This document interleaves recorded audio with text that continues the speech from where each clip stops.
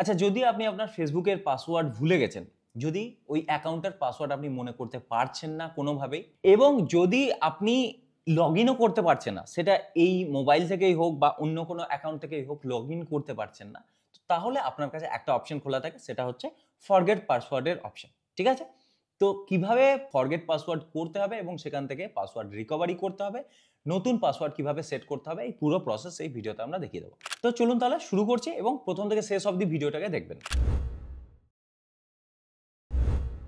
তো প্রথমেই আপনি আপনার ফেসবুক অ্যাপকে ওপেন করে নেবেন। ঠিক আছে?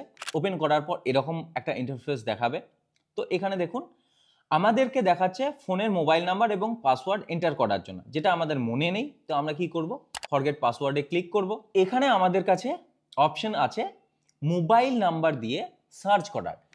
যদি আপনি যে মোবাইল দিয়ে অ্যাকাউন্টটাকে খুলেছিলেন সেই মোবাইল নাম্বারটা আপনার মনে আছে, বা আপনার মনে আছে যে হয়তো এই মোবাইল দিয়ে আমি খুলেছিলাম, তো তাহলে সেই মোবাইলটার নাম্বারটা এখানে দেবেন। বা যদি আপনার মনে থাকে যে আমি অমুক ইমেল আইডি দিয়ে আমি এটা খুলেছিলাম, তো তাহলে সার্চ বাই ইমেল ইনস্টেডে ক্লিক করে সেই ইমেল আইডিটা এখানে দেবেন। ইমেল আইডি বা ফোন নাম্বার যে কোনো একটা আপনাকে দিতেই হবে, কোনো উপায় নেই। ঠিক আছে? তো আমার মনে হচ্ছে, ধরুন আমার মনে আছে আমি কোন মোবাইল নাম্বার দিয়ে খুলেছিলাম, সেই মোবাইল নাম্বারটা এখানে দেব। দিলাম। এবার ফাইন্ড অ্যাকাউন্টে ক্লিক করব। ওকে? তো এই মোবাইল নাম্বারের আন্ডারে আমার দুটো অ্যাকাউন্ট আছে। ঠিক আছে? এই দুটো অ্যাকাউন্ট আপনি দেখতে পাচ্ছেন। তো যে অ্যাকাউন্টটার পাসওয়ার্ডই আমি রিকভার করতে চাই, সেই অ্যাকাউন্টটাকে আমি ক্লিক করব। এটাকে ক্লিক করলাম। তো এখানে আমার কাছে দুটো অপশন আছে, gate code or link via email. ইমেলের মাধ্যমে আমি আমার সিক্রেট কোড বা লিঙ্ক পেতে পারি। যদি সিক্রেট কোড পাই, ইমেল থেকে এনে এখানে পেস্ট করতে হবে। আর যদি লিঙ্ক দেয়, তাহলে সেই লিঙ্কে ক্লিক করে আমাকে পাসওয়ার্ড রিসেট করতে হবে। দুটো অপশন আছে। এবং সেকেন্ড হচ্ছে enter password to log in. যদি এই মুহূর্তে হঠাৎ করে আপনার পাসওয়ার্ড মনে পড়েছে বা পড়ে যেতে পারে এত দূরে এসে, তো তাহলে আপনি পাসওয়ার্ড দিয়েও লগ ইন করতে পারেন।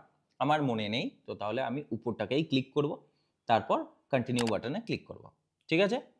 এবার আমার ইমেল আইডিতে একটা কোড পাঠানো হয়েছে। আচ্ছা, এটা ইমেল আইডিতেও পাঠানো হতে পারে, আপনার ক্ষেত্রে মোবাইল নাম্বারেও কিন্তু মেসেজ পাঠাতে পারে। ঠিক আছে? এটা নির্ধারিত নয়।